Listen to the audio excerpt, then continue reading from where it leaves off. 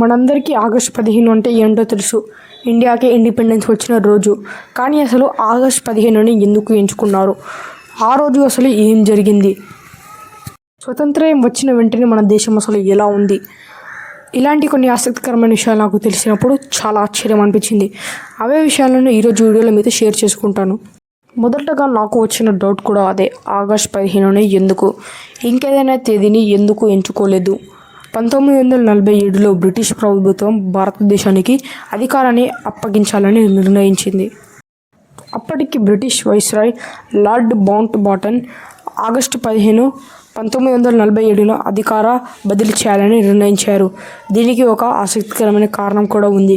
1945 August 15న Japan రెండో ప్రపంచ యుద్ధంలో మిత్రరాజ్యాల ముందు లొంగిపోయింది. అందుకే 1947లో కూడా ఆగస్టు 15 ఎంచుకున్నారని చరిత్రలో చెబుతారు. అంటే మన ఇండిపెండెన్స్ డే తేదీకి వెనుక కూడా రెండో ప్రపంచ యుద్ధానికి సంబంధించిన ఒక కథ ఉందన్నమాట. ఇంకో విషయం మనం గుర్తుపెట్టుకోవాలి. 1947 ఆగస్టు 15 మనకు స్వాతంత్ర్యం వచ్చింది. కానీ ఆ స్వాతంత్ర్యం కోసం పోరాటం చాలా సంవత్సరాల ముందే మొదలైంది.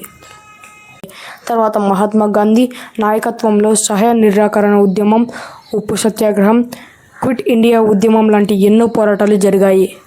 అలాగే భగత్ సింగ్, చంద్రశేఖర్ ఆజాద్ వంటి ఎంతోమంది కూడా బ్రిటిష్ పాలనకు వ్యతిరేకంగా పోరాడారు. అంటే మనకు వచ్చిన స్వాతంత్ర్యం వెనుక ఒక్కరి కష్టం మాత్రమే లేదు, ఎంతోమంది త్యాగం ఉంది.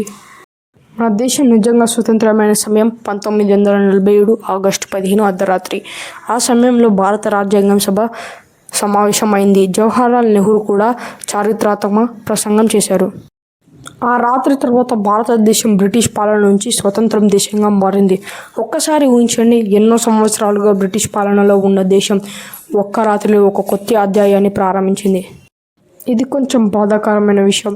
భారతదేశానికి స్వతంత్రం వచ్చిన సమయంలో దేశ విభజన కూడా జరిగింది. భారతదేశం, పాకిస్తాన్ అనే రెండు దేశాలు ఏర్పడ్డాయి. దీంతో ఎంతోమంది ప్రజలు తమ ఇల్లు వదిలి మరో ప్రాంతానికి వెళ్ళాల్సి వచ్చింది.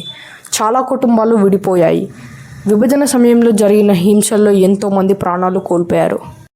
అందుకే 1947 ఆగస్టు 15 మనకు ఆనందాన్ని ఇచ్చిన రోజు మాత్రమే కాదు, చాలా బాధను కూడా మిగిల్చిన రోజు. ఇంకో విషయం చాలామందికి తెలియదు. 1947 ఆగస్టు 15న మన దేశం స్వాతంత్ర్యం వచ్చింది. కానీ మన రాజ్యాంగం అప్పుడే అమల్లోకి రాలేదు. రాజ్యాంగాన్ని తయారు చేయడానికి రాజ్యాంగం సభ చాలా చర్చలు చేసింది. చివరికి 1949 నవంబర్ 26న రాజ్యాంగాన్ని ఆమోదించారు. తర్వాత 1950 జనవరి 26న రాజ్యాంగం అమల్లోకి వచ్చింది. అందుకే ఆగస్టు 15 స్వాతంత్ర దినోత్సవం, జనవరి 26 గణతంత్ర దినోత్సవం. ఈ రెండు రోజుల మధ్య ఉన్న తేడాలు ఇప్పుడు మీకు క్లియర్ అయి ఉంటుంది. కాబట్టి ప్రతి సంవత్సరం ఆగస్టు 15న జెండా ఎగరవేస్తాం, స్కూల్లో కార్యక్రమాలు చేస్తాం, దేశభక్తి పాటలు పాడుతాం. కానీ ఆ రోజు మనం ఒక విషయం మాత్రమే గుర్తుపెట్టుకోవాలి. ఈ స్వేచ్ఛ మనకు ఊరికే రాలేదు. ఎంతోమంది పోరాడారు, ఎంతోమంది త్యాగాలు చేశారు, ఎంతోమంది తమ జీవితాలను దేశం కోసం అంకితం చేశారు. అందుకే ఈ ఆగస్టు 15 జెండాను చూస్తున్నప్పుడు ఈ స్వేచ్ఛ కోసం ఎంతోమంది త్యాగం చేశారు, దాన్ని గౌరవించడం మన బాధ్యత అని ఒక్కసారి గుర్తు చేసుకుందాం. ఈ వీడియో మీకు నచ్చినట్లయితే లైక్ చేయండి.